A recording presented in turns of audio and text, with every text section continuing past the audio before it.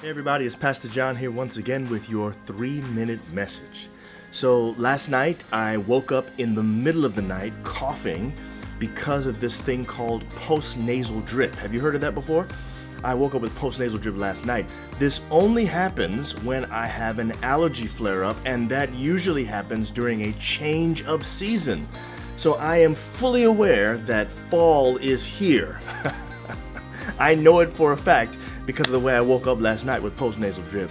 You know, the change in season kind of reminds me of Ecclesiastes chapter 3, verses 1 through 4, where the Ecclesiastes writer says this: "For everything there is a season, a time for every activity under heaven, a time to be born and a time to die, a time to plant and a time to harvest, a time to kill and a time to heal, a time to tear down and a time to build up, a time to cry and a time to laugh, a time to grieve and a time to dance."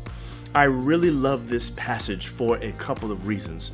The first reason is what we find in verse 1. Did you notice that the Bible says under heaven? It says that the time and season for every activity under heaven. That under heaven phrase is supposed to remind us that God has a purpose for our lives.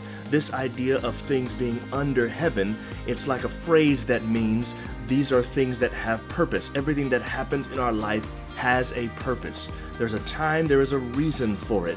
And that's encouraging because that means that God has not forgotten about me. God still knows what's going on in my life. Even though I may be going through a testing time or a trying time, I believe that if there is a purpose for everything under heaven, that means God has a purpose for my life. And He's got a purpose for what's going on in it. And that is encouraging to me. I hope it is to you too. But there's one more thing that's really encouraging, and that is that seasons change. The Bible says there's a time for everything and a season and a time for everything. I live in Washington, D.C. area, and here we have 4 distinct seasons: winter, spring, summer, and fall. And one thing that is clear is that the season that you're in right now is not going to remain forever. So that if you don't like winter, eventually that will turn into spring. You don't like snow? Soon you'll see the flowers. If you don't like the rain that comes in spring, soon that will turn to the sunshine of summer. So your season will not be the same. That means whatever you're going through right now is not going to last forever. Come on, somebody.